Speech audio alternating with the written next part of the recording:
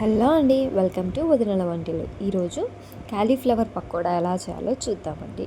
ముందు కాలీఫ్లవర్ అన్నింటినీ చిన్న చిన్న రెబ్బలుగా కట్ చేసుకొని సాల్ట్ వాటర్లో నానబెట్టండి.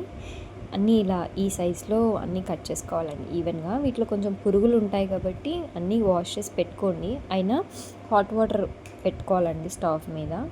దాంట్లో పసుపు అండ్ సాల్ట్ వేయాలి.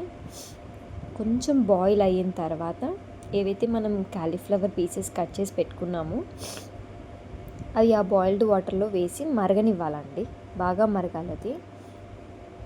అప్పుడు ఏదైనా కనిపించని పురుగులు ఉన్నా కూడా పోతుందండి. అండ్ లైట్గా కుక్ అవుతుంది. సో అది మనకి పకోడాకి ఈజీగా ఉంటుంది.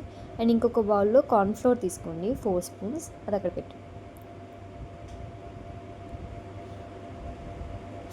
బాయిల్ అయిన వాటర్లో కాలీఫ్లవర్ అన్నీ వేసేసి ఒక 5 మినిట్స్ పెట్టండి. తర్వాత కారం, కార్న్ఫ్లోర్లో కారం, ఉప్పు, కొంచెం జింజర్ గార్లిక్ పేస్ట్, కొత్తిమీర, కరివేపాకు చిన్న చిన్నగా కట్ చేసి వేసుకోండి. అది వేసి పక్కన పెట్టుకుందామండి.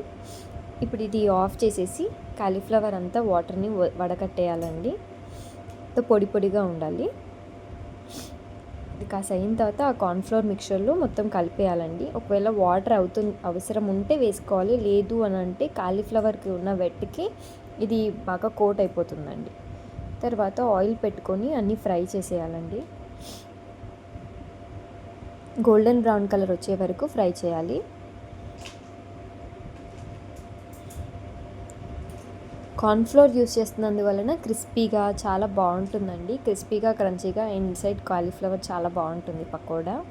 ఇలా ట్రై చేసి చూడండి, మీకు కూడా నచ్చుతుంది. ఎక్కువ కోట్ చేయకూడదండి పిండి అనేది, ఇదే టిప్ అండి. ఎందుకంటే ఎక్కువ కోట్ చేస్తే ఆయిల్ చాలా లాగేస్తుంది. మనం లైట్గా ఇలా పట్టినట్టుగానే ఉంచాలి. అప్పుడే అవి క్రిస్పీగా ఉంటుంది అండ్ పిండి పిండిగా ఉండదు. ఇప్పుడు సేమ్ అదే ప్యాన్లో కొంచెం ఆవాలు, జీలకర్ర, శనగపప్పు, మినప్పప్పు, గార్లిక్ చిన్న చిన్న కట్ చేసి వేసుకోవాలండి. కరివేపాకు, పచ్చిమిరపకాయలు వేసి బాగా ఫ్రై అవ్వాలండి. ఈ తాలింపుని కాలీఫ్లవర్ పకోడా మీద వేసేసేయాలండి. అంతే, చాలా టేస్టీగా ఉండే కాలీఫ్లవర్ పకోడీ రెడీ అండి. మీరు కూడా ట్రై చేసి ఎలా వచ్చిందో చెప్పండి. వర్షాకాలంకి చాలా బాగుంటుంది. Thank you for watching. Like, share, subscribe.